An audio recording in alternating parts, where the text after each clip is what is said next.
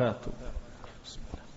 الحمد لله والصلاة والسلام على رسول الله وعلى آله وصحبه ومن والاه أما بعد. ബഹുമാന്യരായ സഹോദരങ്ങളെ, സഹോദരിമാരെ, വിദ്യാർത്ഥികളെ, കിതാബ് തൗഹീദാണ് ഇൻഷാ അല്ലാഹ് ഇന്ന് പുനരാരംഭിക്കുന്നത്.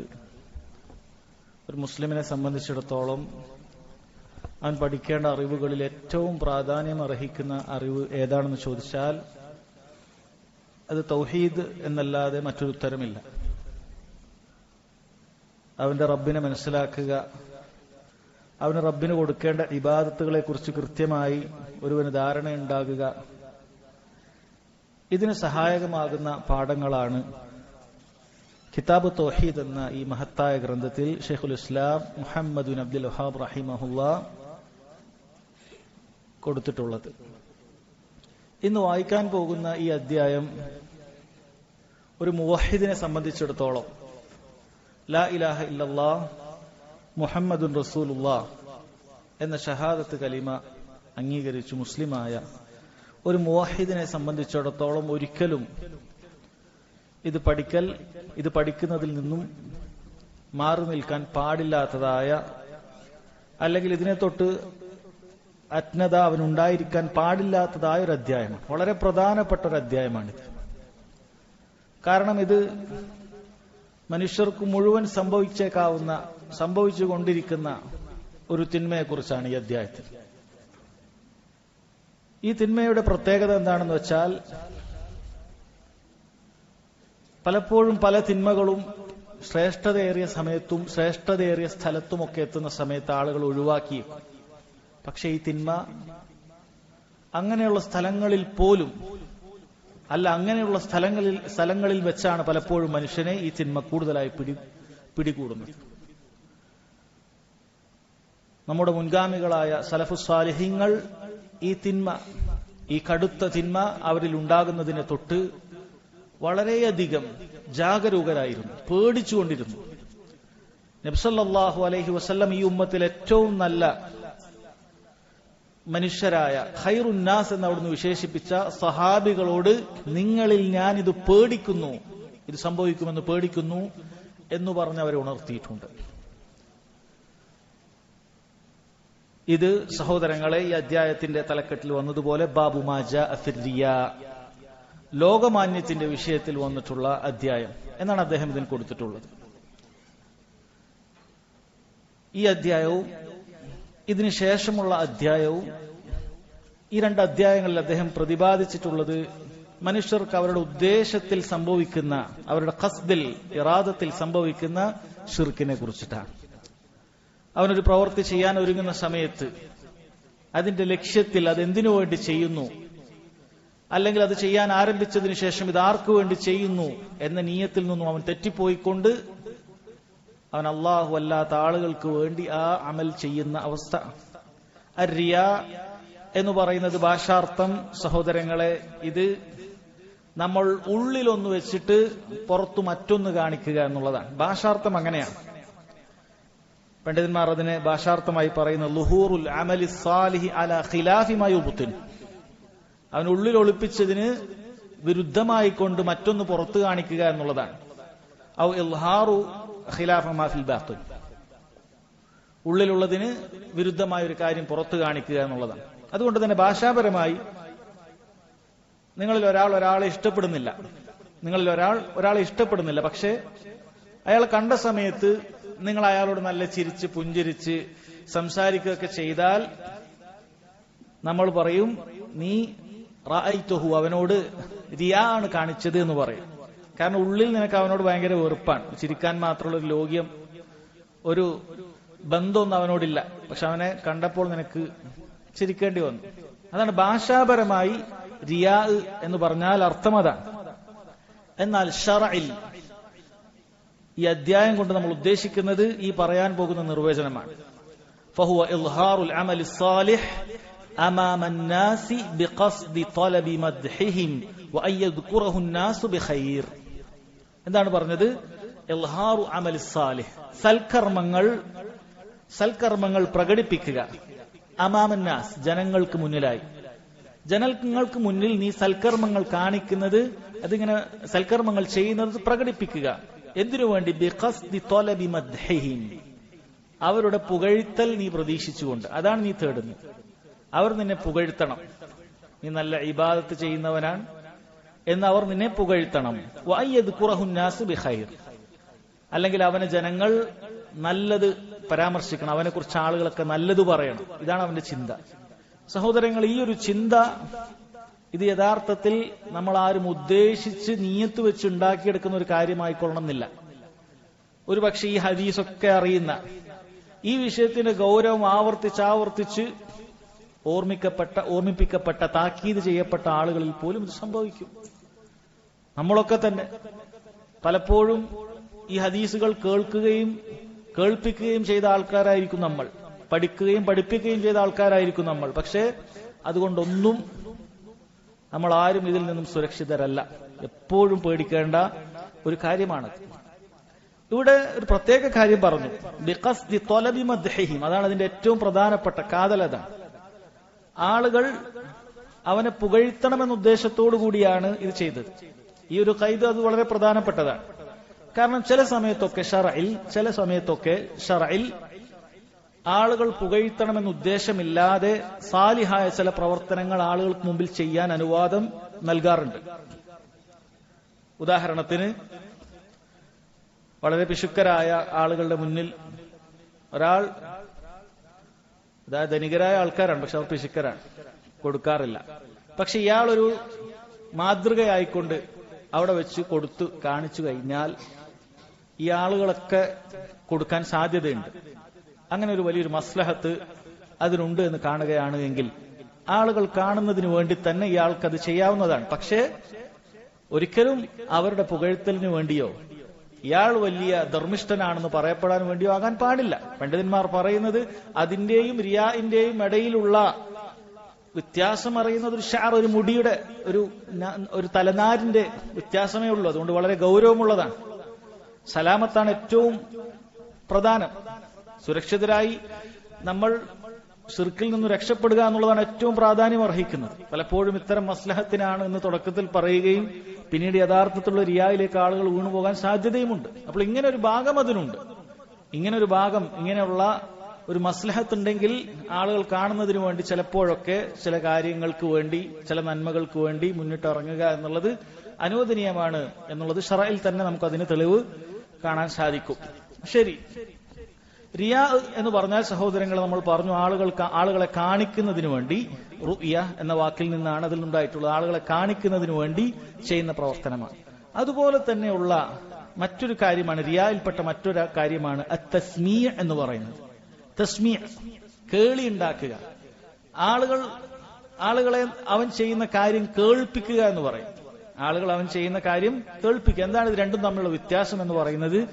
റിയായിൽ ആളുകൾ കാണുന്നതിന് വേണ്ടിയിട്ടാണെങ്കിൽ തസ്മീഇൽ അവന്റെ സംസാരം, അവൻ ചെയ്യുന്ന പ്രവർത്തനങ്ങൾ ആളുകളെ കേൾപ്പിക്കുക എന്നുള്ളതാണ് ഇവിടെ ഉള്ളത്. രണ്ടും വളരെ ഗൗരവമുള്ള കാര്യമാണ്. തസ്മീഇന് പണ്ഡിതന്മാർ പറയുന്നത് 4 രൂപങ്ങൾ അതിനുണ്ടാകാറുണ്ട്. തസ്മീഅ്, ആളുകളെ കേൾപ്പിക്കുക എന്ന് പറയുന്നത് 4 രൂപത്തിൽ ഉണ്ടാകാറുണ്ട്. അത് നമ്മളെല്ലാം ശ്രദ്ധിക്കേണ്ട കാര്യമാണ്. അതിലൊന്നാമതായ സൂറത്തുൽ ഊല, ഷെയ്ഖ് സുലൈമാൻ ഹഫിളഹുല്ലാഹ് അദ്ദേഹം പറയുന്നു, സൂറത്തുൽ ഊല അൻ യുസമ്മിഅ അൽ ഇൻസാനു ബിഅമലിഹി സ്സാലിഹ് അസ്നാ അൽ അമലി ബിഖസ്ദി അൻ യുംദഹ്. അവൻ പ്രവൃത്തി ചെയ്യുന്ന സമയത്ത് തന്നെ അത് ആളുകളെ കേൾപ്പിക്കുന്ന അവസ്ഥ. ഏതുപോലെ? ഒരാൾ രാത്രി നിസ്കരിക്കുന്ന സമയത്ത് അവൻ ഖിറാഅത്ത് ഉച്ചത്തിൽ പാരായണം ചെയ്യുകയാണ്. എന്തിനു വേണ്ടിയിട്ടാണ്? അവിടെ പുറത്ത് നിൽക്കുന്ന ആളുകൾ അല്ലെങ്കിൽ അപ്പുറത്തെ വീട്ടിലുള്ള ആളുകൾ അറിയണം ഇവൻ രാത്രിയൊക്കെ എഴുന്നേറ്റ് നിസ്കരിക്കുന്ന ആളാണ്. അതാണ് അവന്റെ ഉദ്ദേശം. രാത്രി നിസ്കരിക്കുന്ന സമയത്ത് ആളുകൾ അറിയണം ഇവൻ രാത്രി എഴുന്നേറ്റ് നിസ്കരിച്ചിട്ടുണ്ട് എന്ന ആളുകൾ അറിയുന്നതിന് വേണ്ടി ആ നിസ്കാരത്തിൽ തന്നെ ഖിറാഅത്ത് ഒച്ചത്തിലാക്കിയിട്ടോ മറ്റോ അവൻ എന്ത് ചെയ്യും? ആ ഇബാദത്തിൽ തന്നെ അവൻ എന്ത് ചെയ്യും? അത് ആളുകളെ കേൾപ്പിക്കുന്ന അവസ്ഥ ഉണ്ടാകും. അവനെന്നും രാത്രി എഴുന്നേൽക്കുന്ന ഉബ്ബാദുകളുടെ, നന്നായി ഇബാദത്തെടുക്കുന്ന ആളുകളുടെ കൂട്ടത്തിൽ പെട്ടവരാണ് എന്ന് പറഞ്ഞ ആളുകൾ പുകഴ്ത്തണം. രാവിലെ ആകുമ്പോൾ ആളുകൾ പറയണം, ഞാൻ ഇന്നലെ രാത്രി കേട്ടിട്ടുണ്ട്, അയാൾ രാത്രിയൊക്കെ എഴുന്നേറ്റ് നിസ്കരിക്കുന്ന ആളാണ്. ഇതാണ് ഇവന്റെ ഉദ്ദേശം. ഈ ഒച്ചത്തിൽ ഓതുന്നതിന്റെ ഉദ്ദേശം ഇത് മാത്രമാണ്. ഇങ്ങനെ ഒരു സൂറ ഉണ്ട്. രണ്ടാമത്തെ സൂറ രണ്ടാമത്തെ മറ്റൊരു രൂപം എന്ന് പറയുന്നത് അമൽ ചെയ്യുമ്പോൾ പതുക്കെ തന്നെയാണ്. ഇപ്പൊ ഇതേ ഉദാഹരണം തന്നെ എടുക്കുകയാണെങ്കിൽ അമൽ ചെയ്യുന്ന സമയത്ത് അവൻ പതുക്കെ തന്നെയാണ് ഓതിയിട്ടുള്ളത്. എന്നാൽ അമൽ ചെയ്യുന്ന സമയത്ത് അവന് നീയത്തുണ്ട്. രാവിലെ ആയിട്ട് ഞാൻ ഇന്നലെ രാത്രി ഇങ്ങനെ നിസ്കരിച്ചപ്പോൾ എന്നൊക്കെ പറഞ്ഞിട്ട് ആളുകൾ അറിയിക്കണം എന്നുള്ള ഒരു നീയത്തുണ്ട്. ജനങ്ങളെ അറിയിക്കണം എന്നുള്ളൊരു നീയത്തുണ്ട്. കാണിക്കാൻ ഏതായാലും സാധിക്കുകയില്ലല്ലോ. കാരണം അമൽ രാത്രി നിസ്കാരം അതിന്റെ രൂപം തന്നെ രാത്രിയിലാണ്. ആളുകൾ അറിയാൻ സാധ്യതയില്ല. ജനങ്ങൾ ഉറങ്ങുമ്പോഴാണ് ഇയാള് നിസ്കരിച്ചിട്ടുള്ളത്. പക്ഷേ ആ നിസ്കരിക്കുന്ന സമയത്ത് തന്നെ അവന്റെ നീയത്ത് എന്തുണ്ട്? ഇത് ആളുകളെ കേൾപ്പിക്കണം, നാളെ ആളുകളോട് പറയണം. അതിന് പല തന്ത്രങ്ങളും കണ്ടുപിടിക്കുക. രാത്രി 3 മണിക്ക് എഴുന്നേറ്റപ്പോ ഭയങ്കര അങ്ങനെ ആയിരുന്നു, എന്നിട്ട് 4 മണിയാകുന്നവരെ ഇങ്ങനെ ആയിരുന്നു. ഇത് പറയുമ്പോൾ സ്വാഭാവികമായിട്ട് ആളുകൾ മനസ്സിലാക്കിക്കോളും. ഇവൻ 3 തൊട്ട് 4 മണി വരെ എഴുന്നേറ്റ് ഇബാദത്തിലായിരുന്നു. അങ്ങനെ ആളുകൾ ഇവനെ കുറിച്ച് നല്ലത് ധരിക്കുകയും ആളുകൾ നല്ലത് പറയുകയും ചെയ്യും എന്നുള്ള ഒരു രൂപം. ഇതാണ് രണ്ടാമത്തെ രൂപം. ഈ 1ഉം 2ഉം ഈ 2 രൂപവും ഇത് ഹറാമാണ്, അമലിനെ ബാത്തിലാക്കി കളയുന്ന കാര്യമാണ്. ഒന്നാമത്തേത് അമൽ തന്നെ ആളുകളെ കേൾപ്പിക്കുന്നതിന് വേണ്ടി ചെയ്യുന്ന അമൽ. രണ്ടാമത്തേത് അമൽ ചെയ്യുമ്പോൾ നീയത്തുണ്ട്. ചെയ്യുമ്പോൾ തന്നെ നീയത്തുണ്ട്. ഇത് രാവിലെ പറയുന്നതിന് വേണ്ടിയിട്ടാണ് എന്ന നീയത്തുണ്ട്. മൂന്നാമത്തെ സൂറ പണ്ഡിതന്മാർ പറയുന്നു, മൂന്നാമത്തെ രൂപം അമലിഹി ബഅദൽ അമൽ മിൻ ഗൈരി അൻ യകൂന ദാലിക മഖ്സൂദൻ ഇൻദൽ അമൽ. അമൽ ചെയ്യുന്ന സമയത്ത് ഇത് പറയണമെന്നുള്ള നീയത്തൊന്നും ഉണ്ടായില്ല. അമൽ ചെയ്യുമ്പോൾ നല്ല ഇഖ്ലാസോടുകൂടി ചെയ്യുന്ന അമലാണ്. ഇപ്പൊ രാത്രി നിസ്കരിക്കുന്ന ഇതേ ഉദാഹരണം എടുക്കുകയാണെങ്കിൽ അമൽ ചെയ്യുന്ന സമയത്ത് അവൻ അങ്ങനെ ഒരു നീയത്തേ ഉണ്ടായിട്ടില്ല.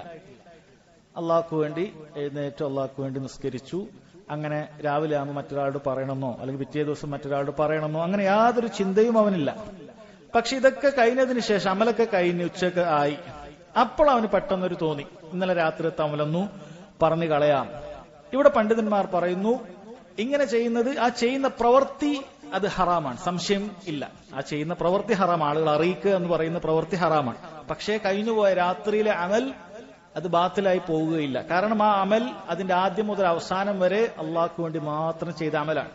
അത് ചെയ്യാൻ ആരംഭിക്കുന്നതിന് മുമ്പോ ചെയ്യാൻ ആരംഭിച്ചതിന് ശേഷമോ, നിസ്കാരമാണെങ്കിൽ സലാം വീട്ടുന്നത് വരേക്കോ അവനിത് ആളുകളെ അറിയിക്കണം എന്നുള്ള യാതൊരു ചിന്തയും അവനുണ്ടായിട്ടില്ല. അതുകൊണ്ട് തന്നെ അതിന്റെ ശുറൂത്ത് അനുസരിച്ചാണ്, നിബന്ധനകൾ അനുസരിച്ചാണ് അമൽ ചെയ്തിട്ടുള്ളത്. ആ അമൽ ബാത്തിലാക്കുന്ന മറ്റു കാര്യങ്ങൾ അതിൽ പെട്ടിട്ടുമില്ല. അതുകൊണ്ട് ആ അമലിന് അതിന് കുഴപ്പമൊന്നും സംഭവിക്കുകയില്ല. പക്ഷെ ഇപ്പോൾ ചെയ്ത ഈ പ്രവൃത്തി, പറയുക എന്ന് പറയുന്ന കാര്യം, ആളുകളെ അറിയിക്കുക എന്ന് പറയുന്ന ഈ കാര്യം, അത് ഹറാമാണ് എന്ന് പറഞ്ഞത് കാണാൻ സാധിക്കും. 2ഉം 3ഉം തമ്മിലുള്ള വ്യത്യാസം, രണ്ടാമത്തേത് അമൽ ചെയ്യുമ്പോൾ തന്നെ നീയത്തുണ്ട്. ചെയ്യുമ്പോൾ ആളെ കേൾപ്പിച്ചിട്ടില്ലെങ്കിലും ചെയ്യുമ്പോൾ തന്നെ നീയത്തുണ്ട്, ഇത് നാളെ മറ്റൊരാളെ അറിയിക്കണം എന്നുള്ളത്. എന്നാൽ ഈ മൂന്നാമത്തേത് ചെയ്യുമ്പോൾ അങ്ങനെ നല്ല ഒരു നീയത്തും മോശമായില്ല, നല്ല നീയത്തോടുകൂടി ചെയ്തതാണ്. പക്ഷേ ചെയ്തതിന് ശേഷം പിന്നീട് ആളുകൾ അറിയിക്കുകയാണ് ചെയ്തത്. രണ്ടും ഗൗരവമുള്ള കാര്യം തന്നെയാണ്, ഒഴിവാക്കേണ്ട കാര്യം തന്നെയാണ്. നാലാമത്തെ കാര്യം സഹോദരങ്ങളെ, നാം നേരത്തെ പറഞ്ഞതുപോലെ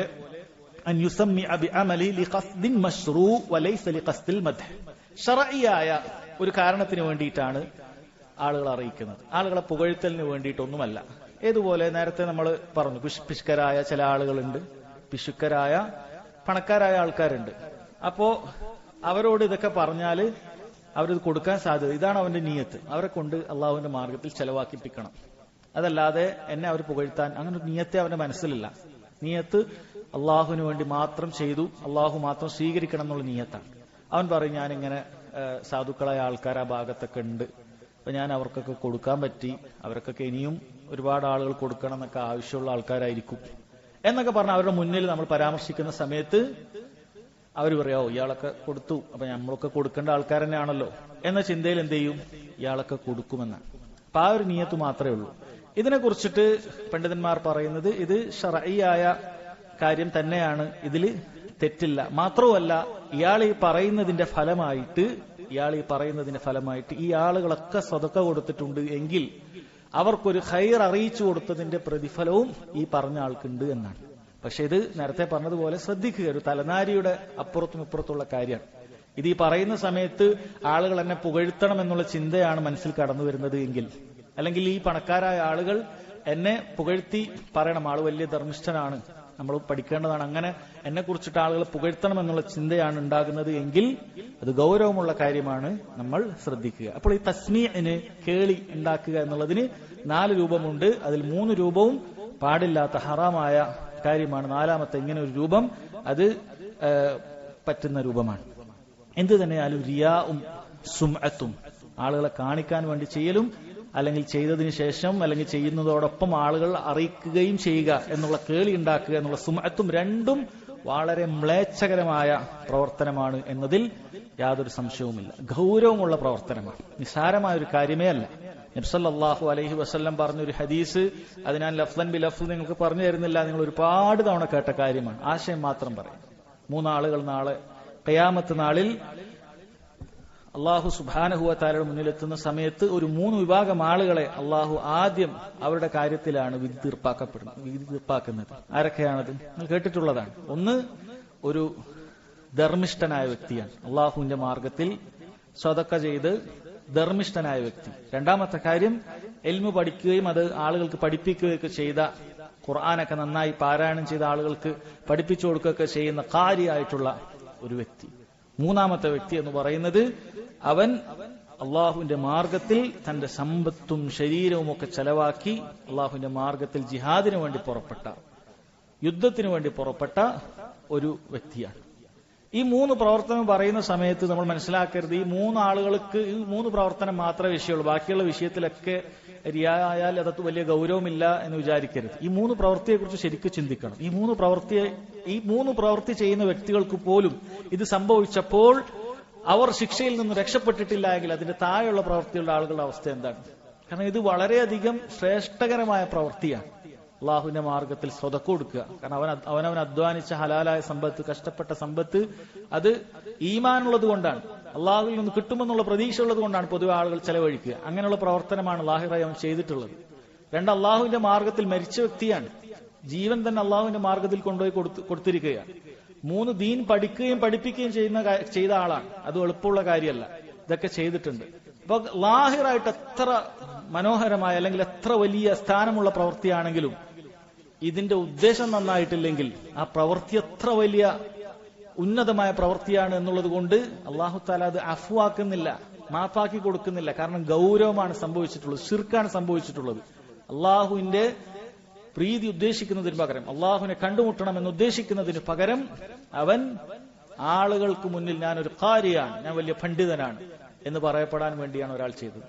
ഞാൻ വലിയ യോദ്ധാവാണ് എന്ന് പറയപ്പെടാൻ വേണ്ടിയാണ് ആ ജിഹാദിന് പോയ വ്യക്തി നിയത്താക്കിയത്. ഞാൻ വലിയ ധർമ്മിഷ്ഠനാണ് എന്നതിന് വേണ്ടിയിട്ടാണ് ആ സദഖ കൊടുത്ത വ്യക്തി നിയത്താക്കിയത്. നബി സല്ലല്ലാഹു അലൈഹി വസല്ലം പറഞ്ഞത് അവരെയാണ് ആദ്യമായി നരകത്തിലേക്ക് വലിച്ചെറിയുക എന്നാണ്. അപ്പോൾ ഗൗരവമുള്ള കാര്യമാണ്.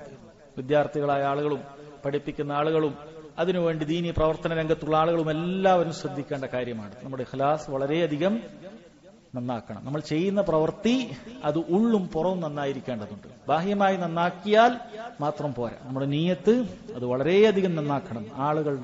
ആളുകളുടെ പുകഴ്ത്തലോ അല്ലെങ്കിൽ ആരെങ്കിലുമൊക്കെ പേടിച്ചിട്ടോ, അല്ലെ വിദ്യാർത്ഥികൾക്കാകുമ്പോൾ അങ്ങനെയൊക്കെ ഉണ്ടാവും. ഇന്നാൾ വരുമ്പോൾ, ഉസ്താദ് വരുമ്പോൾ മാത്രം ഉസ്താദിനെ കാണിക്കാൻ വേണ്ടി മാത്രം പഠിക്കുക. ഇൽമിനോടൊന്നും വലിയ താല്പര്യമൊന്നുമില്ല.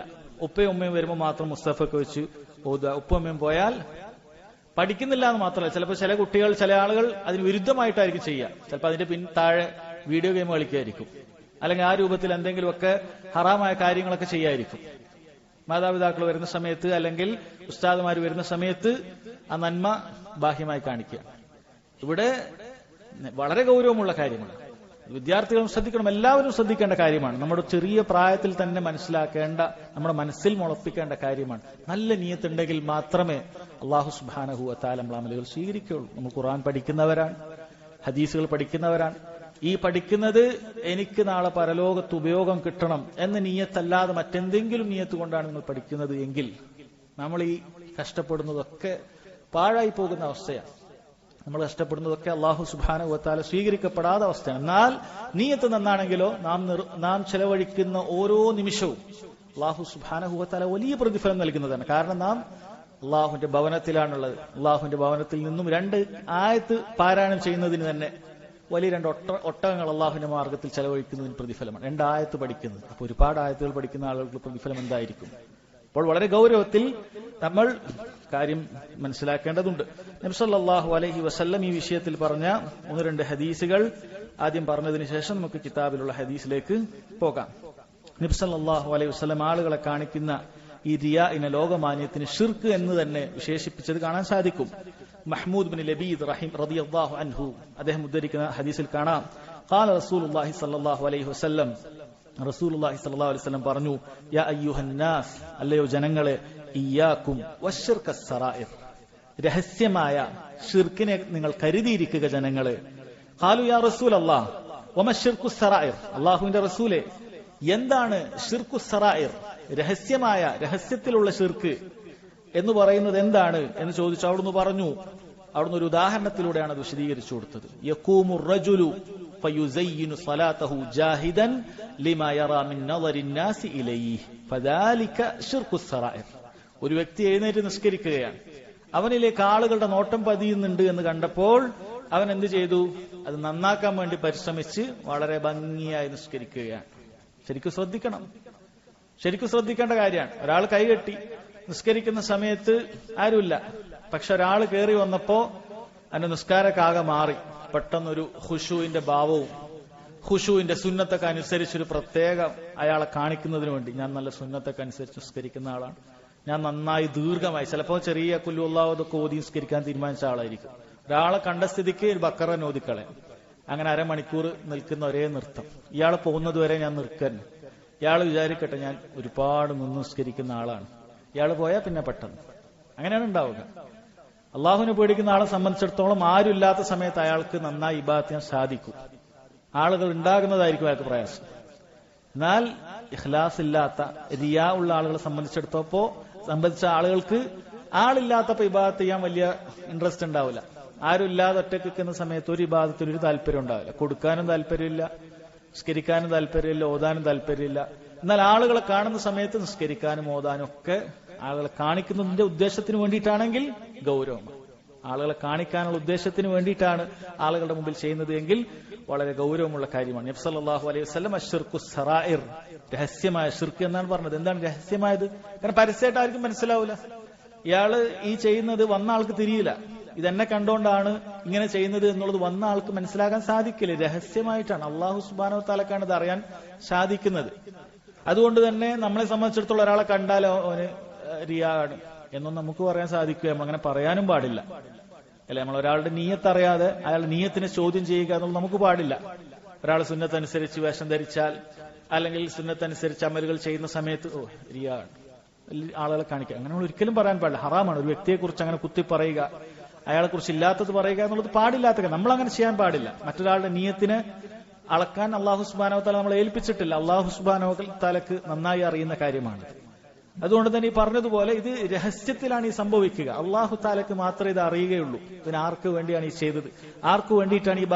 ഭംഗി കാണിച്ചത് എന്നുള്ളത് അള്ളാഹു സുബ്ഹാനഹു വ തആലക്കേ അറിയുകയുള്ളൂ അതുകൊണ്ടാണ് അതിനെ ശിർകു സറായിർ എന്ന് പറഞ്ഞിട്ടുള്ളത് മഹ്മൂദ് ബിൻ ലബീദ് റളിയല്ലാഹു അൻഹുവിന്റെ ഹദീസിൽ നമുക്ക് കാണാൻ സാധിക്കുന്ന മറ്റൊരു ഹദീസ് ഇങ്ങനെയാണ് നബി സല്ലല്ലാഹു അലൈഹി വസല്ലം പറഞ്ഞു ഇന്ന അഖ്വഫ മാ അഖാഫു അലൈക്കും അശ്ശിർകുൽ അസ്ഗർ നിങ്ങളിൽ ഞാൻ ഏറ്റവും ഭയപ്പെടുന്നത് ചെറിയ ഷിർക്കാണ് എന്ന് പറഞ്ഞു ഖാലു വമ അശ്ശിർകുൽ അസ്ഗർ യാ റസൂലല്ലാഹ് അല്ലാഹുവിന്റെ റസൂലേ ചെറിയ ഷിർക്ക് എന്ന് പറഞ്ഞാൽ എന്താണ് അതുകൊണ്ട് ഉദ്ദേശിക്കുന്നത് നബി സല്ലല്ലാഹു അലൈഹി വസല്ലം പറഞ്ഞു അർരിയാ ലോകമാന്യം ആളുകളെ കാണിക്കാൻ വേണ്ടി ചെയ്യുക എന്നുള്ളതാണ് ചെറിയ ഷിർക്ക് യഖൂലുല്ലാഹു അസ്സ വജൽ യൗമൽ ഖിയാമത്തി ഇദാ ജുസിഅ അന്നാസു ബിഅമാലിഹിം അല്ലാഹു സുബ്ഹാനഹു വ തആല ജനങ്ങൾക്ക് ഖിയാമത്ത് നാളിൽ അവരുടെ അമലുകൾക്കുള്ള പ്രതിഫലമൊക്കെ നൽകുന്ന വേളയിൽ നൽകപ്പെടുന്ന ആ സന്ദർഭത്തിൽ പറയും ഇങ്ങനെ ആളുകളെ കാണിക്കാൻ വേണ്ടി ചെയ്യുന്ന ആളുകളോട് പറയും ഭൂമിയിൽ അങ്ങനെ ചെയ്ത ആളുകളോട് പറയും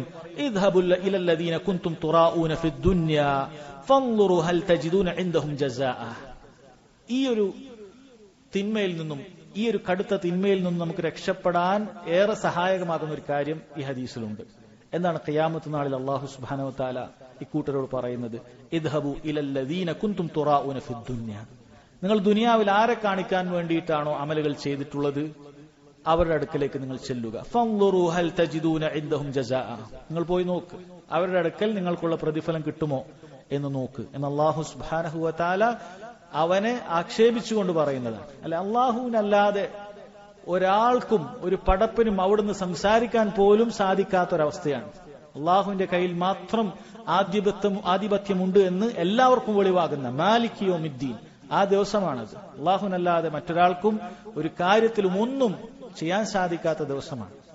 അതുകൊണ്ട് തന്നെ നീ ആരെ കാണിക്കാൻ വേണ്ടിയിട്ടാണ് പോയത്, അവരെടുക്കൽ പോയി പ്രതിഫലം പ്രതീക്ഷിച്ചു കൊള്ളുക എന്ന് പറയുന്ന സമയത്ത് അവനത് മനസ്സിലാക്കാൻ സാധിക്കും, എനിക്കത് ലഭിക്കാൻ പോകുന്നില്ല. അതുകൊണ്ട് ഭൂമിയിൽ നമ്മൾ ആരെങ്കിലുമൊക്കെ കാണിക്കുന്ന സമയത്ത് നമ്മൾ അത് ചിന്തിക്കുക.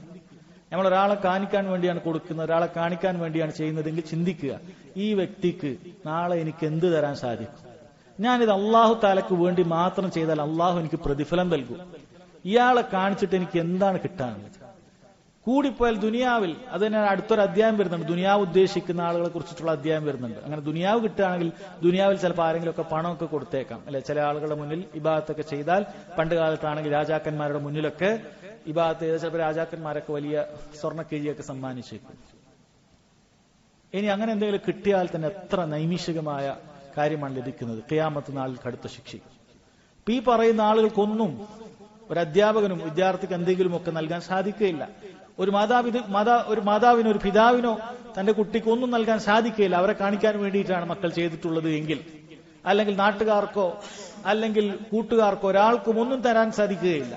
അപ്പൊ അങ്ങനെയുള്ള ആളുകളുടെ അടുക്കലേക്ക് പോയി നീ ആർക്കു വേണ്ടിയിട്ടാണോ കാണിച്ചത് അവരോട് പ്രതിഫലം വാങ്ങിക്കോളൂ എന്ന് ആയിരിക്കും നമ്മളോട് നാളെ പറയുക. അള്ളാഹു നമ്മെ കാക്കുമാറാകട്ടെ. അതുകൊണ്ട് തന്നെ സഹോദരങ്ങളെ, നമ്മൾ മനസ്സിലാക്കുക, നമ്മൾ ആർക്കു വേണ്ടിയിട്ടാണോ കാണിക്കുന്നത് അവർക്ക് നമുക്കൊന്നും നൽകാൻ സാധിക്കുകയില്ല. എന്നാൽ അള്ളാഹു സുബ്ഹാനഹു വ തആലക്ക് വേണ്ടി മാത്രമാക്കിയാൽ അള്ളാഹു നമുക്ക് പ്രതിഫലം നൽകുന്നതാണ് എന്നാണ്. ഇനി റിയാവുമായി ബന്ധപ്പെട്ട ചില അടിസ്ഥാനങ്ങൾ, അതുമായി ബന്ധപ്പെട്ട ചില കാര്യങ്ങൾ നമുക്ക് മനസ്സിലാക്കാം. റിയാഇന്റെ അസ്ൽ എന്ന് പറയുന്നത് ഷിർക്കുൻ അസ്ഗർ ആണ്. റിയാഇന്റെ അസ്ൽ, അത് അടിസ്ഥാനം ഷിർക്കുൻ അസ്ഗർ ആണ്. പക്ഷേ ചില വേളകളിൽ അത് ഷിർക്കുൻ അക്ബർ തന്നെ ആകാൻ സാധ്യതയുണ്ട്. അത് പൊതുവിൽ മുഅ്മിനുകളിൽ നിന്നും സംഭവിക്കാത്ത കാര്യമാണ്. ഈമാനുള്ള ആളുകളിൽ നിന്നും പൊതുവിൽ സംഭവിക്കാത്ത കാര്യമാണ്. മുനാഫിക്കുകളിൽ നിന്നും സംഭവിച്ചേക്കാം, അല്ലെങ്കിൽ കാഫറുകളിൽ നിന്നും സംഭവിച്ചേക്കാം. എന്താണ് കാഫറുകളിൽ സംഭവിക്കുക എന്ന് പറഞ്ഞാൽ, ഒരാള് ഇസ്ലാമിലേക്ക് പ്രവേശിച്ചു എന്ന് പറഞ്ഞാൽ മുസ്ലിം ആയിട്ടൊന്നുമില്ല, കലിമൊന്നും ചൊല്ലിയിട്ടില്ല, എങ്കിൽ കാഫിറാണ്. അവന്റെ ഹുക്കും കാഫിറാണ്. അവൻ ഇസ്ലാമിലേക്ക് ലാ ഇലാഹ ഇല്ലല്ലാഹ് മുഹമ്മദ് റസൂലുള്ളാഹി ഒന്നും ചെല്ലാതെ, ബാഹ്യമായി പോലും ചെല്ലാതെ ഒരാൾ കടന്നു വന്ന കാഫിർ തന്നെയാണ്. അവൻ ആളുകൾക്ക് വേണ്ടിയൊക്കെ അമലുകളൊക്കെ ചെയ്യുന്നുണ്ടെങ്കിൽ, ഒക്കെ ആളുകളെ കാണിക്കാൻ വേണ്ടി ചെയ്യുന്നുണ്ടെങ്കിൽ, അത് പൂർണ്ണമായ ആളുകളെ കാണിക്കാൻ വേണ്ടി ചെയ്യുന്ന അവസ്ഥയാണ്. അത് ഷിർക്കുൻ അക്ബറാണ്. ഇതൊരു മുനാഫിക് കവട വിശ്വാസി, ലാ ഇലാഹ ഇല്ലല്ലാഹ് മുഹമ്മദ് റസൂലുള്ളാഹി നാവുകൊണ്ടൊക്കെ പറഞ്ഞിട്ടുണ്ട്, പക്ഷെ ഉള്ളിൽ എന്താണ്? അവൻ കടുത്ത കുഫറാണ് അവന്റെ ഉള്ളിലുള്ളത് എങ്കിൽ അത് മുനാഫിക്കാണ്. അങ്ങനെയുള്ള ഒരുവരിൽ നിന്നും ഇത് സംഭവിക്കാം. ചെയ്യുന്ന മുഴുവൻ പ്രവർത്തനങ്ങളും ആളുകളെ കാണിക്കാൻ വേണ്ടി. ഇത് പൊതുവെ മുഅ്മിനീങ്ങളിൽ നിന്ന് സംഭവിക്കാത്ത കാര്യമാണത്. അപ്പൊ അസ്ലി ഷിർക്കുൻ അസ്ഗർ എന്ന് പറയുന്നത് അത് എന്താണ്? അസ്ലിൽ റിയ എന്ന് പറയുന്നത് ഷിർക്കുൻ അസ്ഗറാണ്. അത് ദീനിൽ നിന്ന് പുറത്തു പോകുന്ന കാര്യമല്ല. പക്ഷെ ഈ രൂപത്തിലാണെങ്കിൽ മുഴുവൻ കാര്യങ്ങളും ആളുകളെ കാണിക്കും. ഒരാൾ നിസ്കരിക്കുന്നത് മൊത്തം ആളുകളെ കാണിക്കാൻ വേണ്ടി, അതിന്റെ ആദ്യം മുതൽ അവസാനം വരെ എല്ലാ നിസ്കാരവും ആളുകളെ കാണിക്കാൻ വേണ്ടി, അവൻ കൊടുക്കുന്നതൊക്കെ ആളുകളെ കാണിക്കാൻ വേണ്ടി, അവൻ ചെയ്യുന്ന ദീനിയായ എല്ലാ പ്രവർത്തനങ്ങളും ആളുകളെ കാണിക്കാൻ വേണ്ടിയാണെങ്കിൽ അത് ദീനിൽ തന്നെ പുറത്തു പോകുന്ന വലിയ ഷിർക്കാണ് ചെയ്തിരിക്കുന്നത്. അതല്ല മുനാഫികളെ പറഞ്ഞതുപോലെ, ഇന്നൽ മുനാഫിഖീന യുഖാദിഊന അല്ലാഹു വഹുവ ഖാദിഉഹും വഇദാ ഖാമു ഇലസ്സലാത്തി ഖാമു ഖുസാല യുറാഊന അന്നാസ വലാ യദ്കുറൂന അല്ലാഹ ഇല്ലാ ഖലീല. മുനാഫിക്കുകൾ അവർ ഉള്ളിൽ കുഫറാണ്, പുറത്ത് മുസ്ലിമീങ്ങളായി അഭിനയിക്കും, നിസ്കരിക്കാൻ വരും, ആളുകളുടെ മുന്നിലൊക്കെ മുസ്ലിമീങ്ങളായി അവർ വരും. നബി സല്ലല്ലാഹു അലൈഹി വസല്ലമയുടെ കൂടെ മസ്ജിദിൽ വന്നിട്ടുണ്ട്, സഹാബികളുടെ കൂടെ നിസ്കരിച്ചിട്ടുണ്ട്. മുനാഫിക്കുകളാണ്. അവരെ കുറിച്ചിട്ട് അല്ലാഹു തആല നബി സല്ലല്ലാഹു അലൈഹി വസല്ലമക്ക് അറിയിച്ചു കൊടുത്തു. അവർ നിസ്കരിക്കാൻ വന്നിട്ടുണ്ട്. യുറാഊന അന്നാസ്, അവർ ജനങ്ങളെ കാണിക്കാൻ വേണ്ടി നിസ്കരിച്ചതാണ്, അള്ളാഹിനെ ഓർക്കാറൊന്നുമില്ല എന്നാണ് അല്ലാഹു സുബ്ഹാനഹു വ തആല പറഞ്ഞത്. അങ്ങനെയുള്ള ഷിർക്കുൻ അക്ബർ, വലിയ ഷിർക്ക് റിയായിൽ വരാറുണ്ട്. അതല്ല എങ്കിൽ അസ്ൽ ഷിർക്കുൻ അസ്ഗർ ആണ്. നമ്മളൊക്കെ ശ്രദ്ധിക്കേണ്ട കാര്യമാണ്.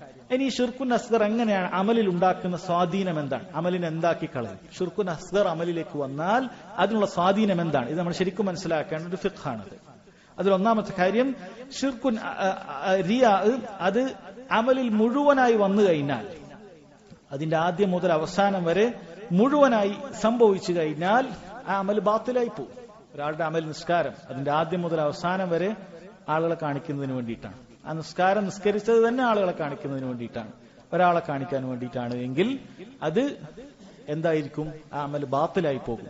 ആ അമൽ വാജിബായ ഒരു അമലാണെങ്കിൽ, വാജിബായ ഒരാൾ സുബൈ നിസ്കാരം, സുബൈയുടെ 2 റക്അത്ത് വാജിബാണ്, സുബൈ നിസ്കാരം വാജിബാണ്, വാജിബായ ഒരു അമല ആദ്യം മുതൽ അവസാനം ഒരാളെ കാണിക്കാൻ വേണ്ടിയിട്ടാണ് അയാൾ നിസ്കരിച്ചത് എങ്കിൽ അത് അവൻ നിർബന്ധമായി, പിന്നീട് അവൻ കാര്യം മനസ്സിലാക്കിയാൽ, റിയാഇന്റെ ഗൗരവം മനസ്സിലാക്കിയാൽ നിർബന്ധമായി അവൻ തൗബ ചെയ്യേണ്ടതുണ്ട്, ആ അമൽ മാറ്റി നിസ്കരിക്കുകയും ചെയ്യേണ്ടതുണ്ട്.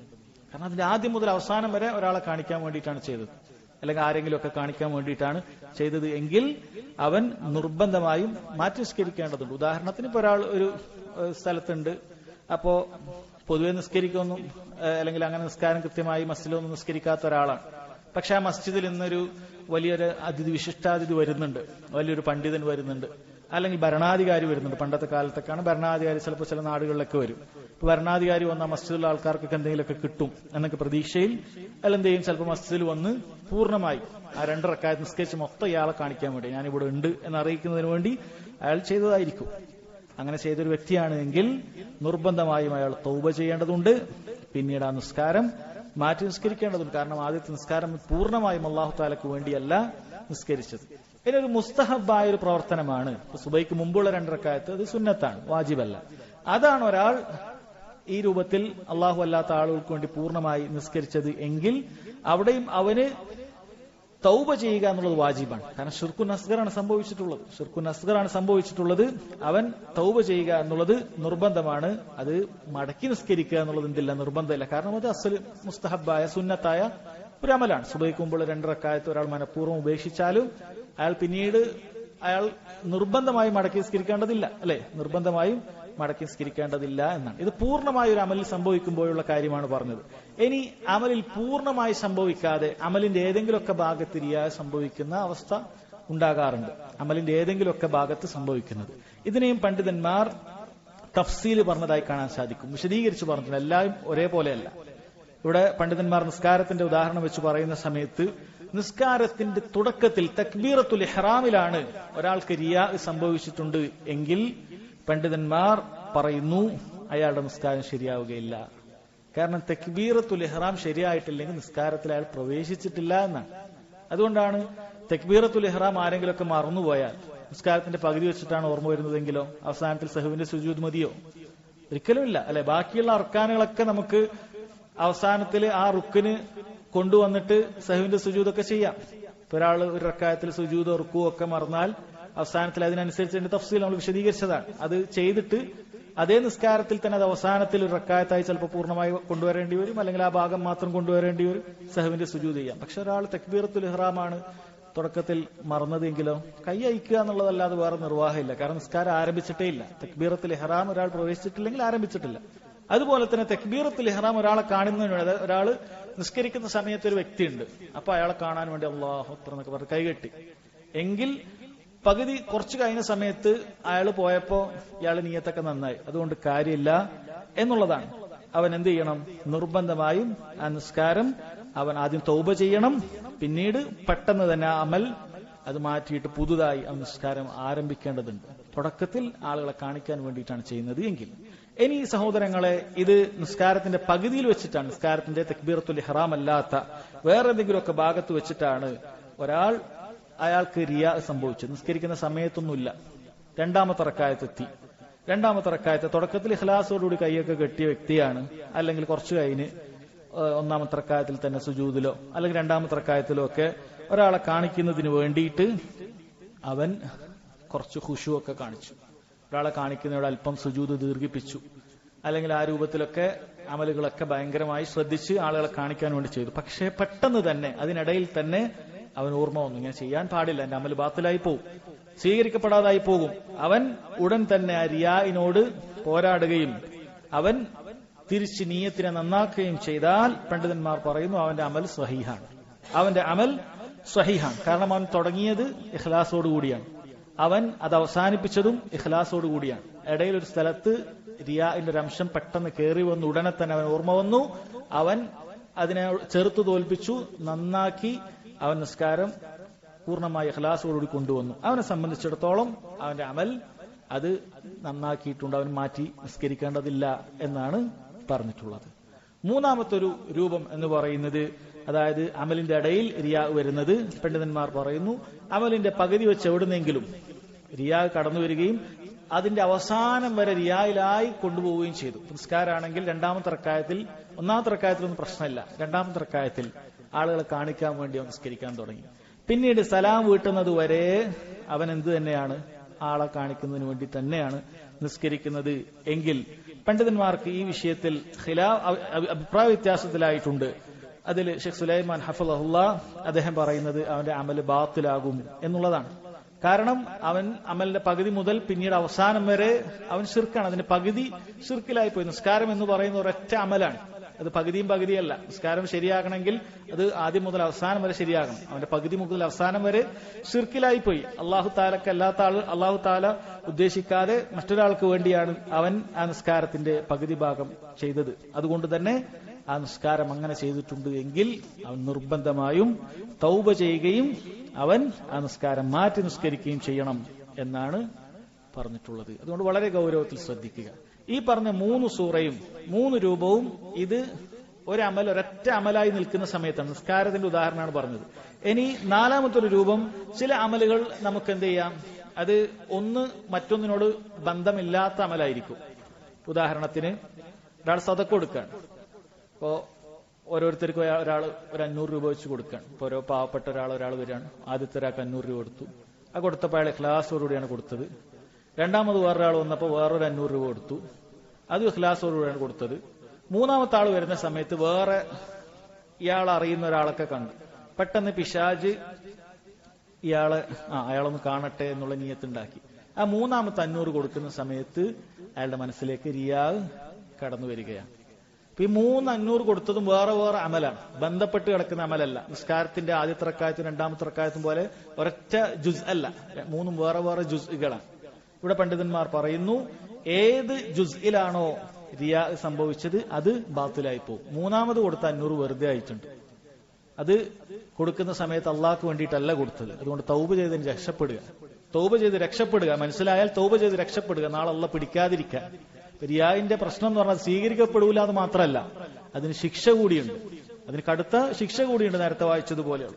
അതുകൊണ്ട് ഈ 3മത് കൊടുത്തതിൽ നിന്നും അവൻ തൗബ ചെയ്ത് രക്ഷപ്പെടുക. ആദ്യത്തതും 2മത്തതും അത് ഇൻഷാ അള്ളാഹ് ഉദ്ദേശിച്ചാൽ അത് സ്വീകരിക്കുന്നതാണ്. കാരണം അതിൽ റിയാ സംഭവിച്ചിട്ടില്ല, ഇഖ്ലാസോട് കൂടിയിട്ടാണ് അവൻ ചെയ്തത് എന്നാണ്. അപ്പോ ഇത് വേറെ ശ്രദ്ധിക്കുക. ഇത് റിയാ അമലിൽ കടന്നു വന്നാലുള്ള അതിന്റെ പ്രതിഫലം ഇങ്ങനെയായിരിക്കും. അതുകൊണ്ട് സഹോദരങ്ങളെ, വളരെയധികം നമ്മൾ മനസ്സിലാക്കേണ്ട, ശ്രദ്ധിക്കേണ്ട കാര്യമാണ്. മുൻഗാമികളിൽ പലരും പറഞ്ഞത്, ഞാൻ എന്റെ നീയത്ത് നന്നാക്കാൻ വേണ്ടിയെടുത്ത പരിശ്രമം എനിക്ക് മറ്റു കാര്യങ്ങൾ അമല് ചെയ്യുന്ന സമയത്തില്ല. ആ അമലിന്റെ നീയത്ത് ചെയ്യാനാണ് അവർക്ക് പ്രയാസം.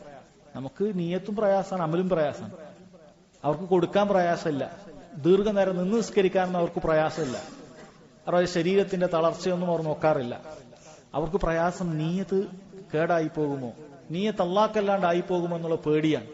അവർക്ക് അമല് ചെയ്യാൻ പ്രയാസമില്ല. അവർ അതിനു വേണ്ടിയിട്ടാണ് കൂടുതൽ പരിശ്രമിച്ചത് എന്ന് മുൻഗാമികളിൽ നിന്നും ധാരാളം അസറുകൾ ഉദ്ധരിക്കപ്പെട്ടത് കാണാൻ സാധിക്കും. അതുകൊണ്ട് നമ്മുടെ അമലുകൾ അത് ബാഹ്യമായും അതുപോലെ തന്നെ ഗോപ്യമായും ഒക്കെ നമ്മൾ നന്നാക്കുക, ഉള്ളും പുറവൊക്കെ നന്നാക്കാൻ ശ്രദ്ധിക്കുക. അള്ളാഹു തൗഫീഖ് ചെയ്യുമാറാകട്ടെ. ഇനി അദ്ദേഹം പറഞ്ഞ തെളിവുകളിലേക്ക് നമുക്ക് നോക്കാം. ഖാലൽ മുസന്നിഫു റഹിമഹുല്ലാഹ് വഖൗലില്ലാഹി തആല ഖുൽ ഇന്നമാ അന ബശറു മിസ്ലുകും യൂഹാ ഇലൈ അന്നമാ ഇലാഹുക്കും ഇലാഹുൻ വാഹിദ്. അൽ ആയ സൂറത്തുൽ കഹ്ഫിലെ അവസാനത്തെ ആയത്താണ് അത്.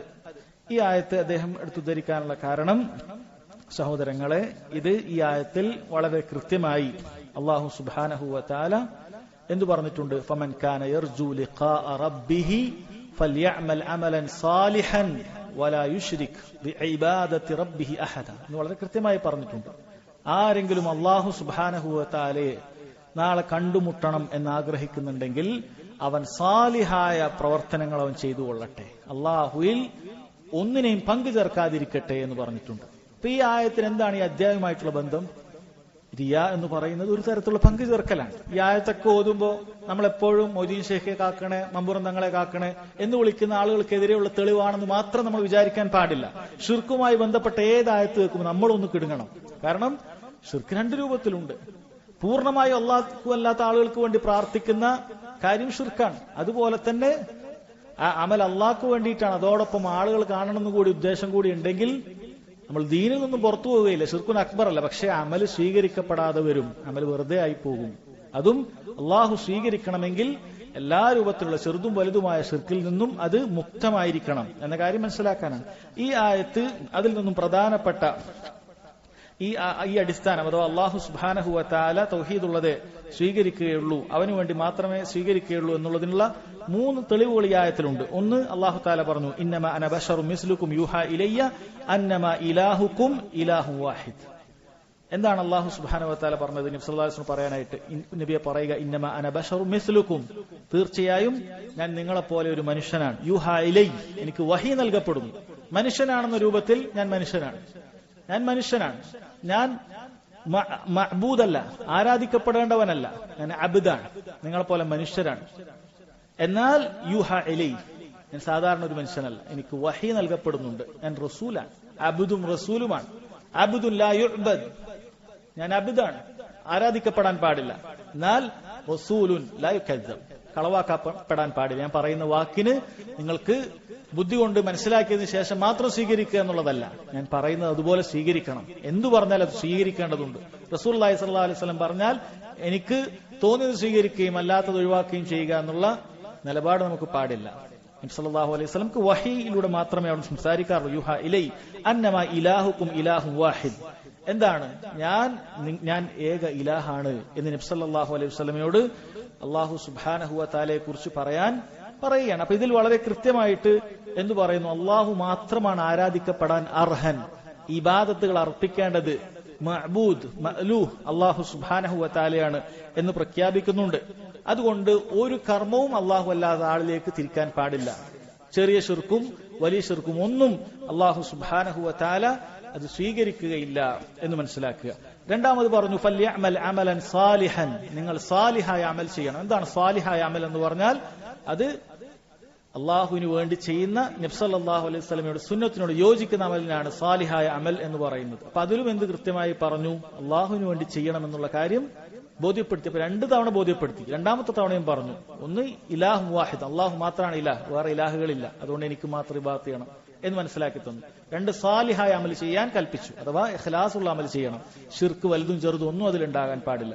മൂന്നാമതായി പറഞ്ഞു വലാ യുശ്രിക് ബി ഇബാദത്തി റബ്ബിഹി അഹദ, നിന്റെ റബ്ബിനുള്ള ഇബാദത്തിൽ പങ്കു ചേർക്കാൻ പാടില്ല. 3 തവണ ഉറപ്പിച്ചുകൊണ്ടാണ് ആയത്തിൽ പറയുന്നത്. അള്ളാഹുവിന് വേണ്ടി മാത്രമേ ഇബാദത്ത് ചെയ്യാവൂ, നിങ്ങളുടെ ഇബാദത്തുകളൊന്നും മറ്റൊരാൾക്കും നിങ്ങൾ നൽകാൻ പാടില്ല എന്ന് 3 തവണ ഉറപ്പിച്ചുകൊണ്ടാണ് ഈ ആയത്തിൽ പറഞ്ഞിട്ടുള്ളത്. അപ്പൊ ഈ ആയത്തിന് അധ്യായവുമായുള്ള ബന്ധം എന്ന് പറയുന്നത് ചെറുതും വലുതുമായ മുഴുവൻ ശിർക്കിൽ നിന്നും രക്ഷപ്പെട്ടാൽ മാത്രമേ അല്ലാഹു തആല അമൽ സ്വീകരിക്കുകയുള്ളൂ എന്ന അടിസ്ഥാനം പഠിപ്പിക്കുന്ന ആയത്താണിത്. രണ്ടാമത്തെ തെളിവ് ഖാലൽ മുസന്നിഫ് റഹിമഹുല്ലാഹ് അൻ അബീ ഹുറൈറത മർഫൂഅൻ, നബി സല്ലല്ലാഹു അലൈഹി വസല്ലമയിലേക്ക് ചേർത്തിക്കൊണ്ട് അബൂ ഹുറൈറ റളിയല്ലാഹു അൻഹു പറയുകയാണ് ഖാലല്ലാഹു തആല, ഖുദ്സിയായ ഹദീസാണ് അല്ലേ. ഖാലല്ലാഹു തആല എന്ന് പറഞ്ഞാൽ എന്താണ് അർത്ഥം? നബി സല്ലല്ലാഹു അലൈഹി വസല്ലം അല്ലാഹുവിൽ നിന്നും നേരിട്ട് നമുക്ക് റിവായത്ത് ചെയ്തു വരികയാണ്. നബി സല്ലല്ലാഹു അലൈഹി വസല്ലം അല്ലാഹു പറഞ്ഞതായി നമുക്ക് അറിയിച്ചു നൽകുകയാണ്.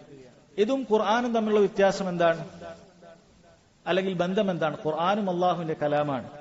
ഖാല അല്ലാഹു തആല എന്ന് പറഞ്ഞിട്ട് പറയുന്നതും അല്ലാഹുവിന്റെ കലാമാണ്. പക്ഷെ ഖുർആൻ അത് നമുക്ക് പാരായണം ചെയ്യുന്നതിൽ ഓരോ ഹർഫിനും ഇബാദത്ത് നമുക്ക് പ്രതീക്ഷിച്ചുകൊണ്ട് ഓരോ ഹർഫിനും പ്രതിഫലമുള്ള കാര്യമാണത്. എന്നാൽ ഖുദ്സിയായ ഹദീസ് അങ്ങനെയല്ല, അതിന്റെ ആശയമാണ് നമുക്ക് പ്രാധാന്യം.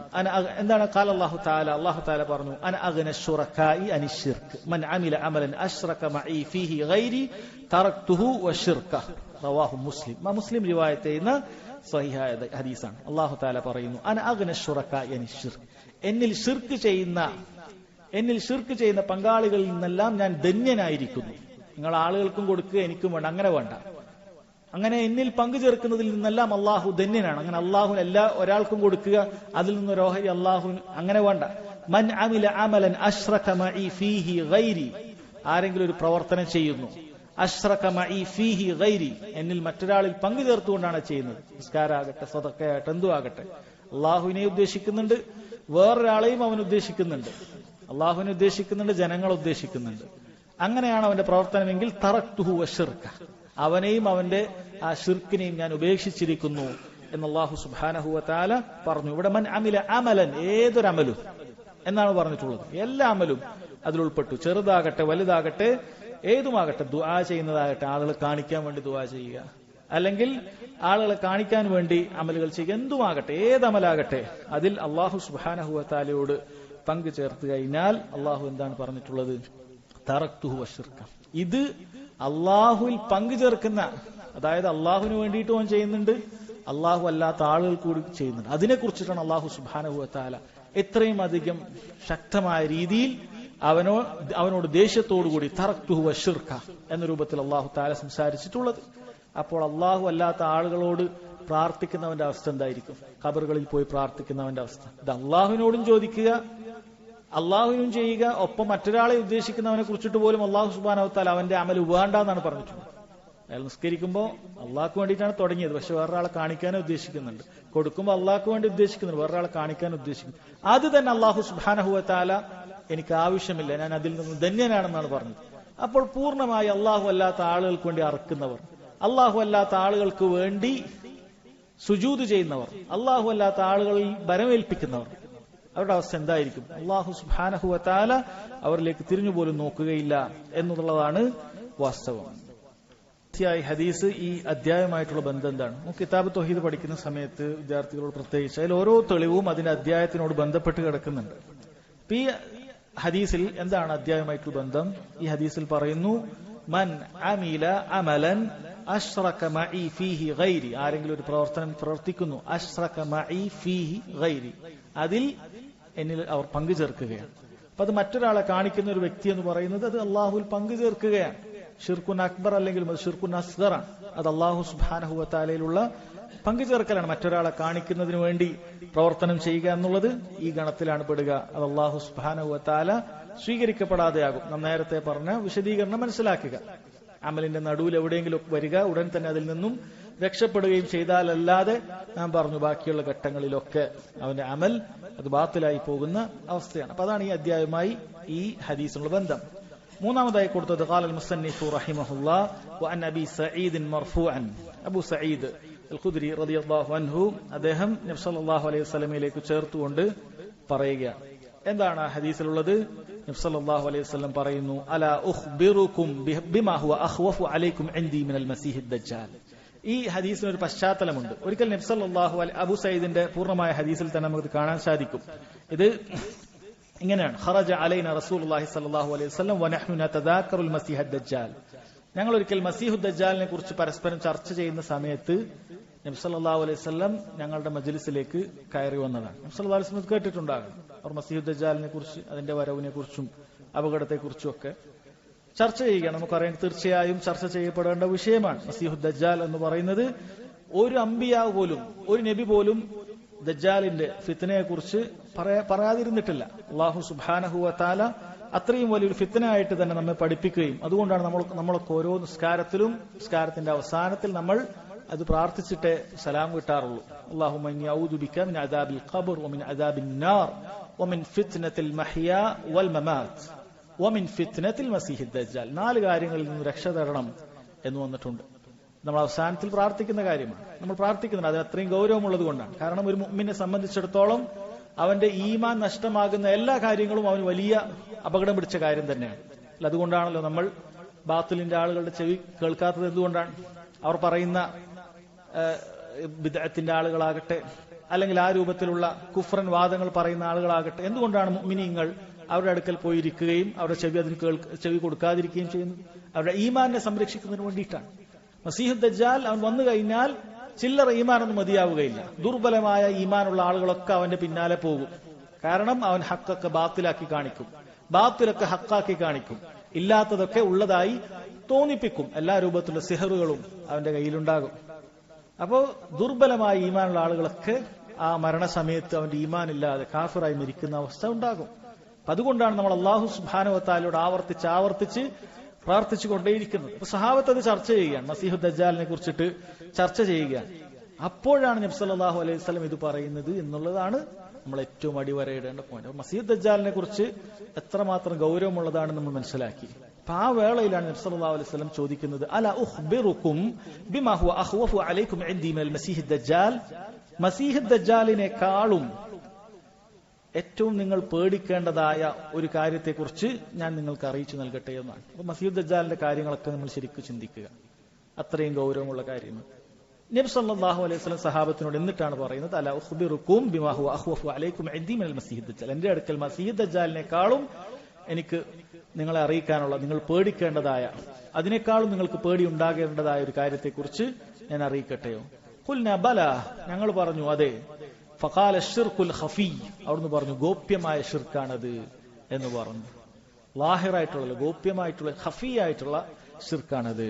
എന്നിട്ട് ഉദാഹരണം പറഞ്ഞു കൊടുത്തു. അൻ യഖൂമ റജുലു യുസല്ലി, ഒരാൾ എഴുന്നേറ്റ് നിസ്കരിക്കുന്നു, ഫയുസയ്യിനു സലാതഹ ലിമാ യറാ മിൻ നദരി റജുലിൻ, ഒരാൾ അയാളിലേക്ക് നോക്കുന്നുണ്ട് എന്ന് കണ്ടപ്പോൾ അവന്റെ നിസ്കാരം അത് നന്നാക്കി നിസ്കരിക്കുന്നുണ്ട്.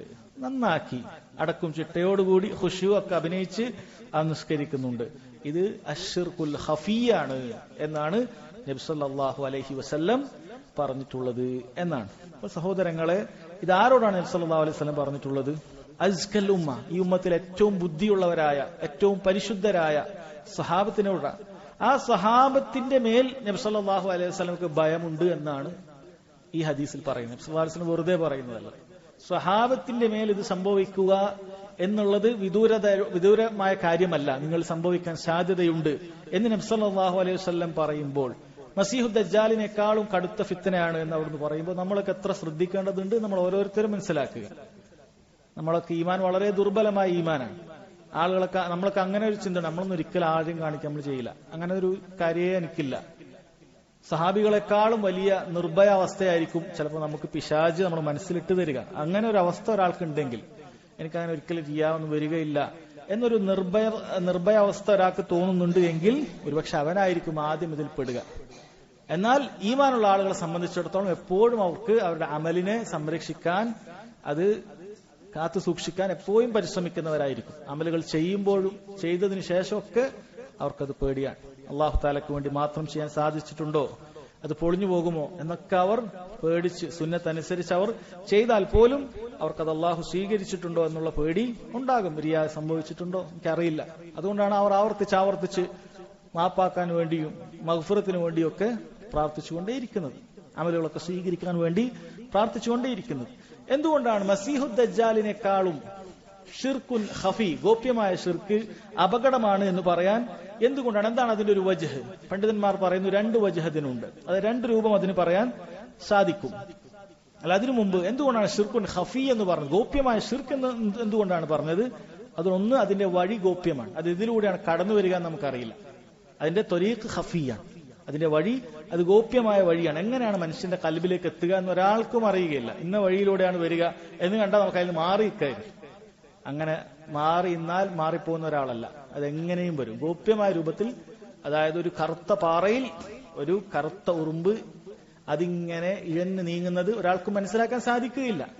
അത്രയും ഗോപ്യമായിരിക്കും. അതുപോലെ ഷിർക്കുൻ അസ്ഗർ അത് കടന്നു വരും എന്ന് നബി സല്ലല്ലാഹു അലൈഹി വസല്ലം അറിയിച്ച കാര്യമാണ്. അതുകൊണ്ടാണ് ഷിർക്കുൻ ഖഫി എന്ന് പേര് പറഞ്ഞത്.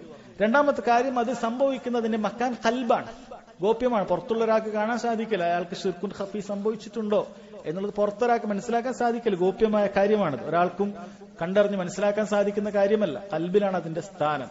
അത് രോഗം ബാധിക്കുക ഖൽബിനാണ്. അതാണ് അത് ഖഫിയാണെന്ന് പറയാനുള്ള രണ്ട് കാര്യം. ഇനി എന്തുകൊണ്ട് ഇത് മസീഹു ദജ്ജാലിനേക്കാളും അപകടം പിടിച്ചതാണ് എന്ന് പറയുന്നത്? കാരണം മസീഹു ദജ്ജാലിന്റെ അടയാളങ്ങളൊക്കെ നമുക്ക് വളരെ കൃത്യമായി പറഞ്ഞു തന്നിട്ടുണ്ട്. അവൻ ഖസ്സാബാണ്, അതുപോലെ തന്നെ അവൻ ഇലാഹാണെന്ന് വാദിക്കും. അല്ലെ, ഒരാൾ വന്ന് ഇലാഹാണെന്ന് വാദിച്ച ഉടനെ നമുക്ക് മനസ്സിലായിക്കൂടെ ഇവൻ കള്ളനാണ്? നമുക്ക് മനസ്സിലാക്കാൻ സാധിക്കും, ഉടനെ മനസ്സിലാക്കാൻ സാധിക്കുന്ന ഒരു കാര്യമാണ് കള്ളനാണ്. അതുപോലെ തന്നെ അവന്റെ മസീഹ്, അവന്റെ കണ്ണ് മംസൂഹാണ്, ഒരു കണ്ണ് മാഞ്ഞു പോയിട്ടുണ്ടാവും, ഒറ്റ കണ്ണേ അവനുണ്ടാവുകയുള്ളൂ. ദജ്ജാലിന് ഒരു കണ്ണേ അവനുണ്ടാവുകയുള്ളൂ. അതൊരു നാക്കിസാണ്, കുറവാണ്. ലാഹിറായി മനസ്സിലാക്കാൻ പറ്റുന്ന കാര്യം. അവൻ മുഖത്ത് തന്നെ മനസ്സിലാക്കാൻ സാധിക്കും. മുഅ്മിനീങ്ങൾക്ക് അവന്റെ രണ്ട് കണ്ണിനിടയിൽ കഫറ, അവൻ നിഷേധിയാണ്, കാഫിറാണ് എന്നുള്ളത് മുഅ്മിനീങ്ങൾക്ക് വായിച്ചെടുക്കാൻ സാധിക്കും. ഇതൊക്കെ ഈ അലാമാത്തുകളൊക്കെ ലാഹിറായ ബാഹ്യമായ അലാമാത്താണ്. എന്നാൽ റിയാ എന്ന് പറയുന്നതിന് അത് വരുന്ന സമയത്ത് ഒരു പ്രത്യേക അടയാളത്തോടു കൂടിയല്ല വരിക. അത് ഇങ്ങനെ ഹൃദയത്തിലേക്ക് അരിച്ചു വരികയാണ് ചെയ്യുക. അതാണ് മസീഹു ദജ്ജാലിനേക്കാളും അപകടം പിടിച്ചതാണ് എന്ന് പറയാനുള്ള ഒരു കാര്യം.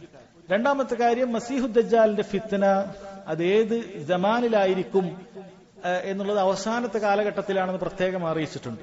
രണ്ട്, അതെല്ലാ മനുഷ്യർക്കും അത് ബാധിച്ചോളുന്നില്ല. ഇപ്പൊ നമുക്ക് ഇന്നുവരെ മരിച്ച എല്ലാവരും മസീഹു ദജ്ജാൽ ഫിത്നയിൽ രക്ഷപ്പെട്ടു, മസീഹു ദജ്ജാൽ വന്നിട്ടില്ല. ഇനി അത് അവസാന കാലഘട്ടത്തിലാണ് വരിക എന്നറിയാം.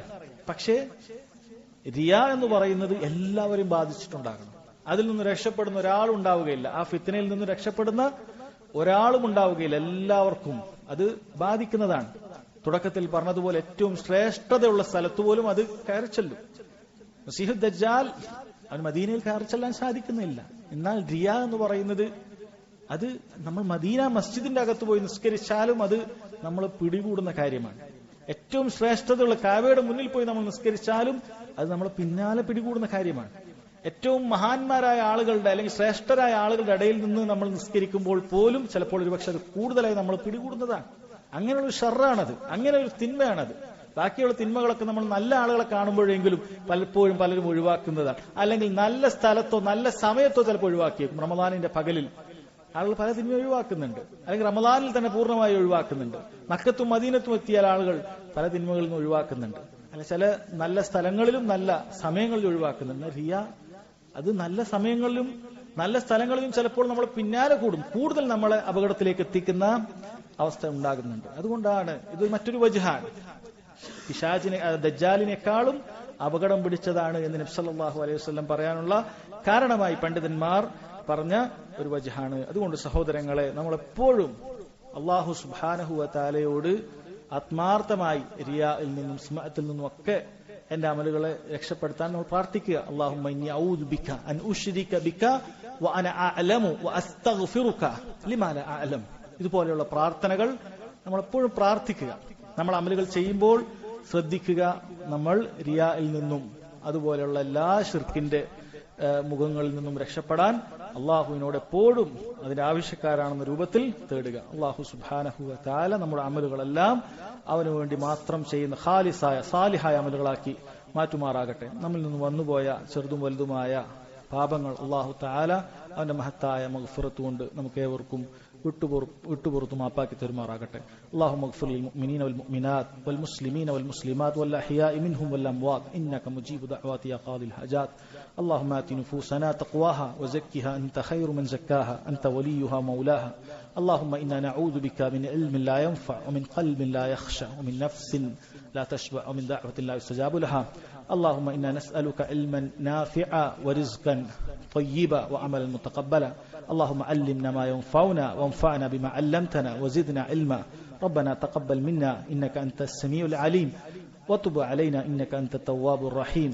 ربنا آتنا في الدنيا حسنة وفي الآخرة حسنة وقنا عذاب النار. والله تعالى أعلم. وصلى الله على نبينا محمد وعلى آله وصحبه وسلم. سبحانك اللهم وبحمدك أشهد أن لا إله إلا أنت أستغفرك وأتوب إليك.